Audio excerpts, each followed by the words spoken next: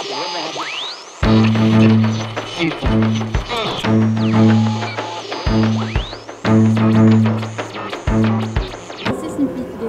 avons le plaisir d'ouvrir avec toi cette deuxième édition de la Semaine de la démocratie, oui, qui se déroule à Montpellier et qui est une semaine d'éducation populaire que nous avons centrée sur les expérimentations démocratiques.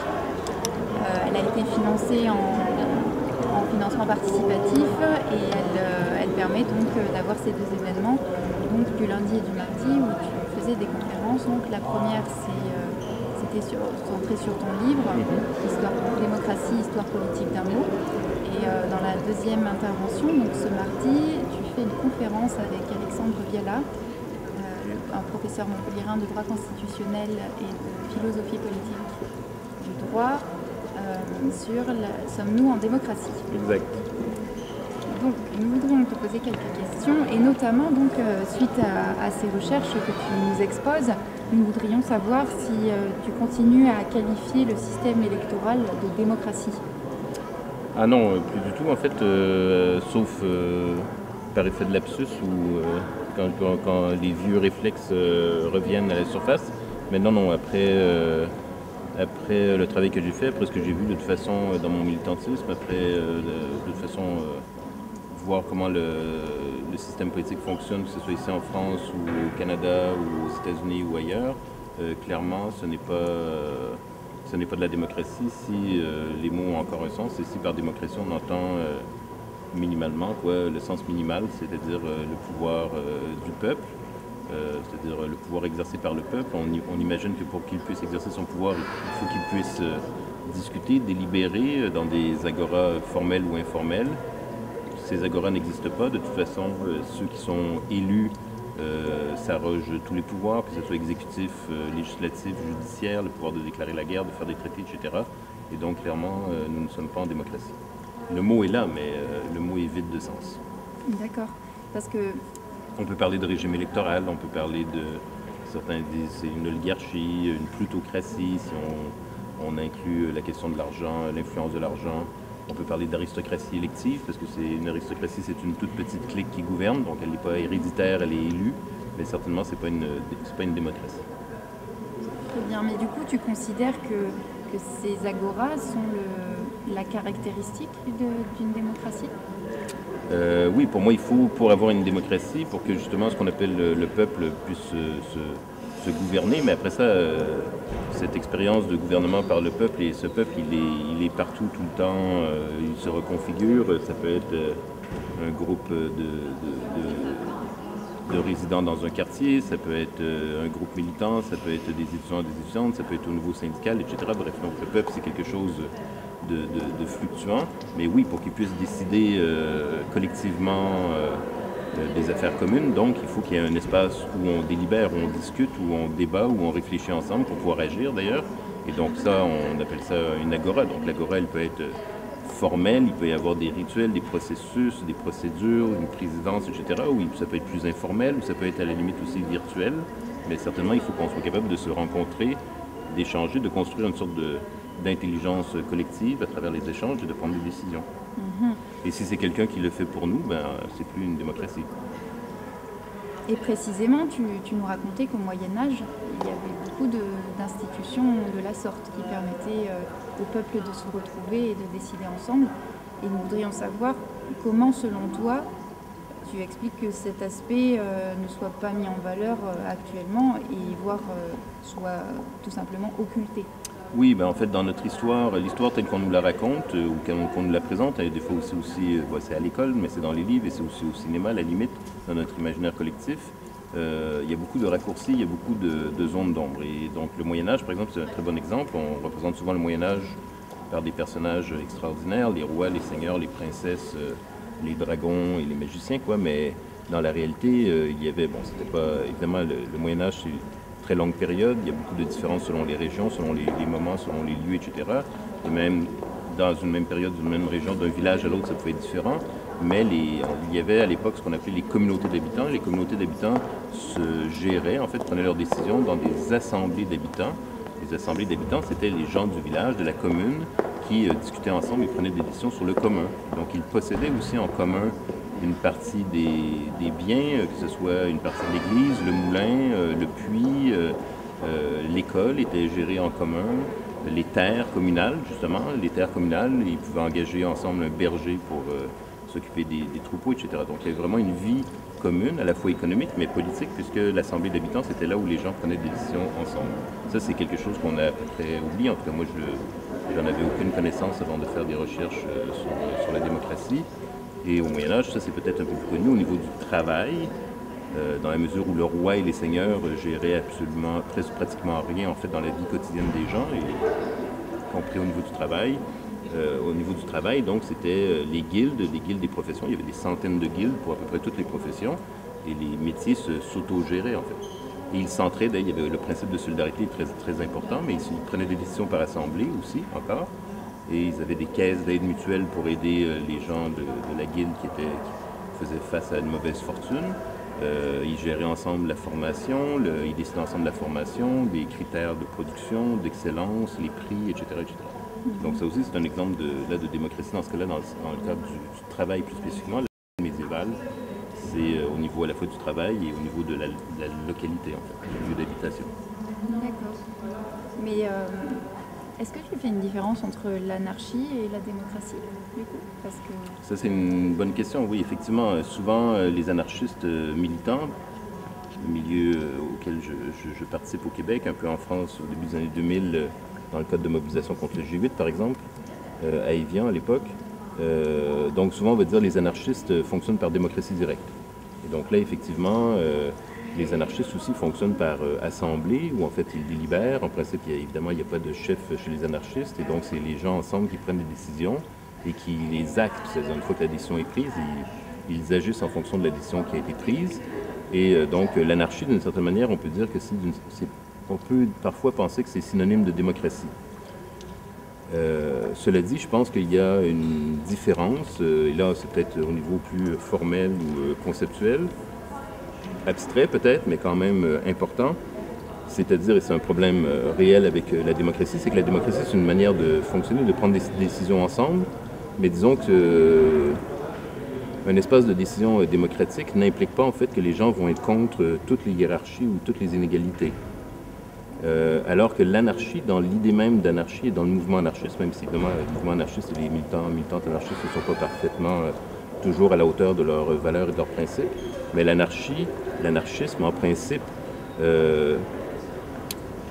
remet en question toutes les hiérarchies, toutes les inégalités, toutes les dominations. Donc en principe, je dis bien, les anarchistes ou l'anarchie implique en fait des espaces délibératifs où il n'y aura pas de différence entre les hommes et les femmes, par exemple, où il n'y aura pas de racisme, il n'y aura pas d'exclusion basée sur différentes inégalités comme ça.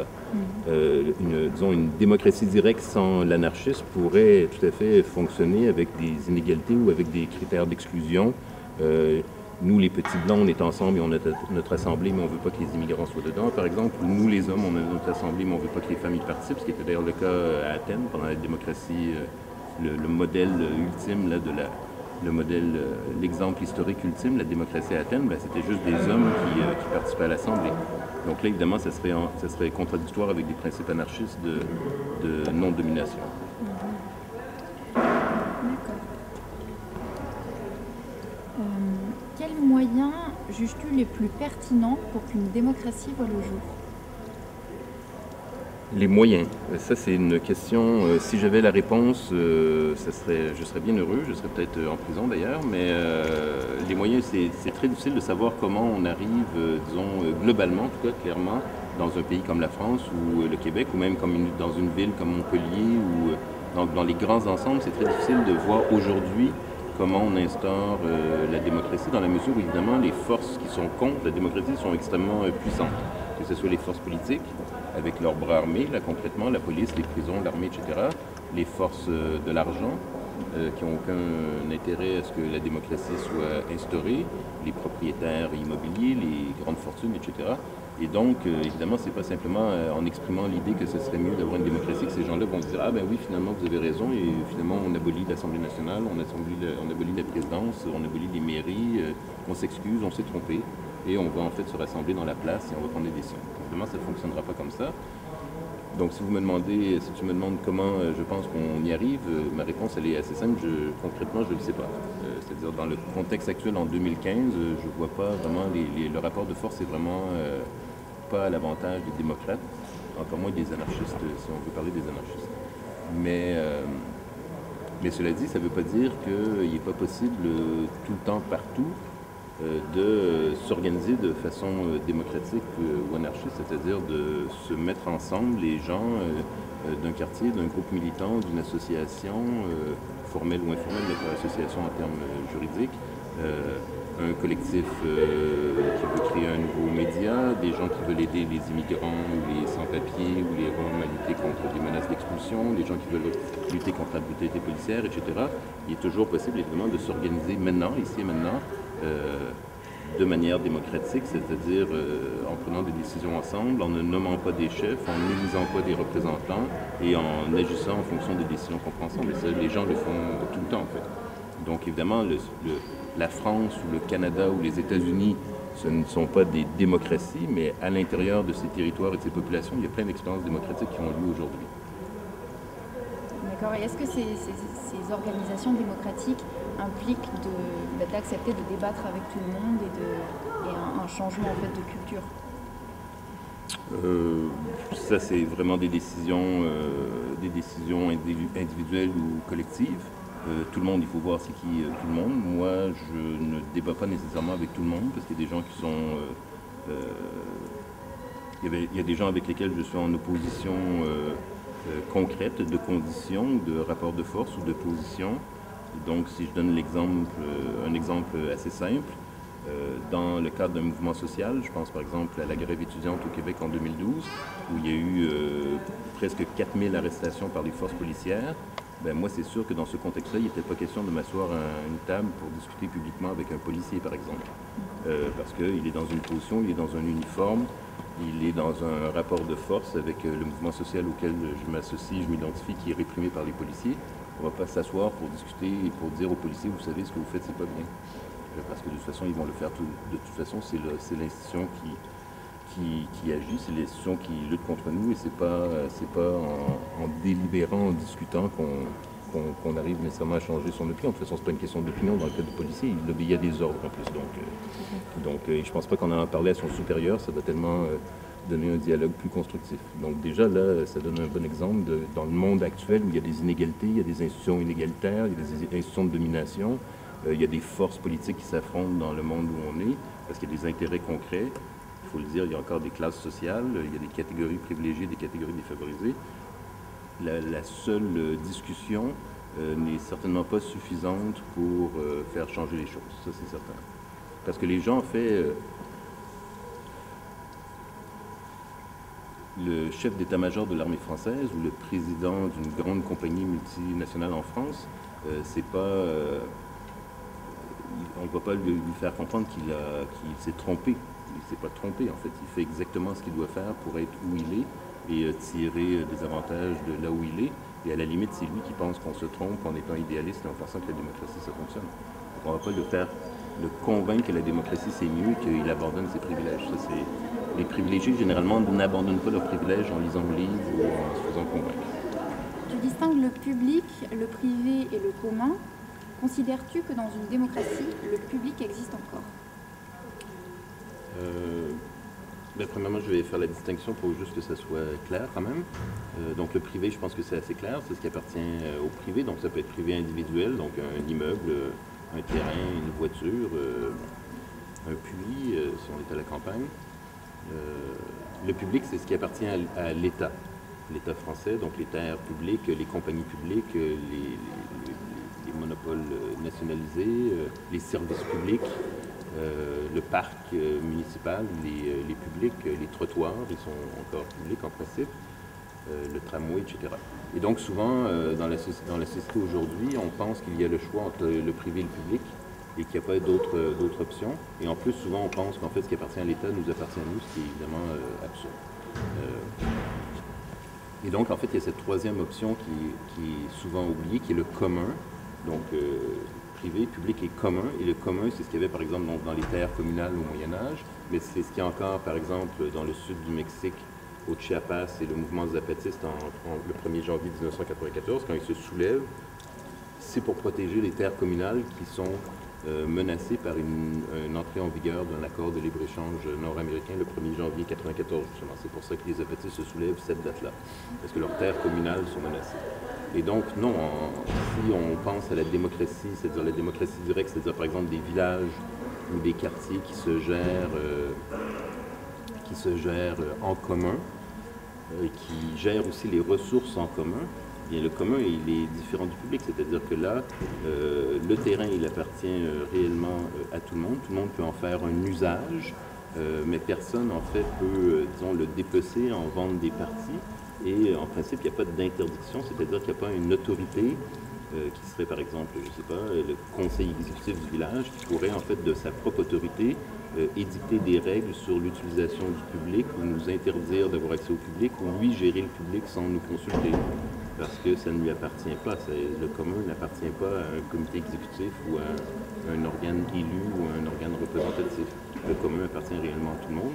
Et donc, dans l'assemblée à laquelle tout le monde participe, là, on peut prendre des décisions sur comment on gère le commun. Et donc, pour moi, il y a une différence entre privé, public et commun. Mais du coup, est-ce que dans une démocratie digne de cette appellation, le public existe encore? Non, ce serait du commun, en fait. Ce serait du commun, ce serait du commun. Plus. Selon ma compréhension. Ça, peut-être que je me trompe, peut-être que quelqu'un voit une autre façon de réorganiser ces trois distinctions. Après ça, évidemment, dans une commune démocratique, autogérée, où tout le monde peut participer à l'Assemblée, et on peut imaginer par ailleurs qu'il y a encore du privé, c'est-à-dire que les gens peut-être possèdent encore leur logement, par exemple. Très certainement, les objets d'usage courant, les vêtements, la brosse à dents, les mouchoirs, j'espère bien qu'ils sont quand même encore d'usage privé, quoi, privé. Donc on peut imaginer qu'il y a du privé puis que le reste est commun, ça c'est possible aussi. Après ça, les gens, par définition, en fait, un système démocratique où c'est l'Assemblée qui décide comment on organise la vie en commun, ben, ça ne répondra jamais à un seul modèle. Moi, je peux bien imaginer comment ça fonctionne, mais là, si les autres dans l'Assemblée l'imaginent autrement, ça sera autrement. Il y aura une discussion et donc moi, je discute ici avec toi de comment ça peut être, mais dans la réalité, chaque Assemblée décidera de s'organiser comme elle le veut. Et dans l'histoire de l'humanité, c'est ce qu'on a vu sur la distribution, l'usage des biens, par exemple.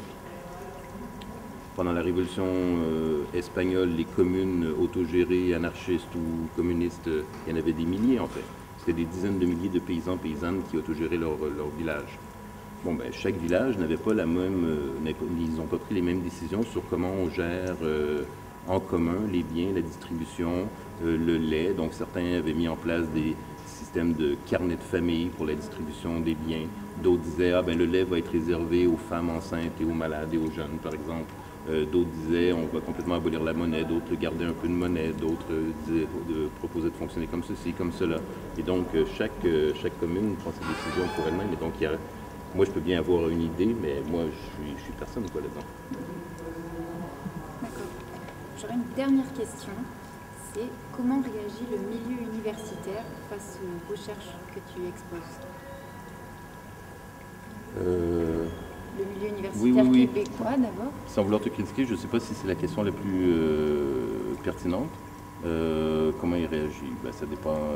Les universitaires, c'est toujours la même chose. Il y en a qui sont d'accord, il y en a qui ne sont pas d'accord, il y en a qui sont totalement indifférents parce qu'ils font complètement autre chose. Et comment on peut ne pas être d'accord avec ce que tu montres? C'est-à-dire que les textes de l'époque... Pour des universitaires, c'est difficile de ne pas être d'accord. Les disciplines se construisent en désaccord avec les autres. On critique d'autres pour avancer nos propres idées. Donc ça, c'est la base des universitaires, c'est de ne pas être d'accord entre eux. Donc ça, c'est très, très facile de trouver des problèmes. Et puis après ça, il y a plein de façons d'être aujourd'hui contre la démocratie directe, disons. Les gens vont dire c'est idéaliste, la nature humaine n'est pas faite pour un système comme ça. Il y a le problème des grands espaces, comment on va gérer des pays comme la France ou la Chine, comment on va gérer les criminels, les gens n'ont pas l'éducation, les gens sont individualistes et ils sont égoïstes, donc ça ne fonctionnera pas. Il va nécessairement avoir des chefs qui vont surgir dans les assemblées, donc dans le fond, ça ne sera pas une vraie démocratie parce que ça va être sous le contrôle des démagogues. Les gens sont irrationnels, ils n'ont pas les compétences. Bref, il y a toute une série d'arguments qui sont généralement des arguments qui relèvent d'ailleurs soit du sens commun, soit du mépris envers les gens du peuple. En fait, souvent, c'est un mépris de classe ou un mépris de catégorie. On pense que les autres en dessous de nous sont peu intelligents, n'ont pas de compétences intellectuelles ou politiques ou économiques ou sociales. Et puis, bon, malheureusement, c'est une méconnaissance aussi de l'histoire de l'humanité et même de l'actualité contemporaine, puisque, comme je dis souvent, en fait, de l'auto-organisation, de l'autogestion et de l'organisation des gens par eux-mêmes, il y en a tout le temps, tous les jours, à tout moment de la journée, un peu partout autour de nous. C'est juste qu'on n'en est pas conscient. Souvent, on ne nous en parle pas, les médias ne nous en parlent pas, c'est pas traité dans l'histoire, c'est pas traité dans les manuels d'histoire. Donc, voilà. Mais sans être pour ou contre, quand tu leur montres que les pères fondateurs dénigraient la démocratie, ça paraît...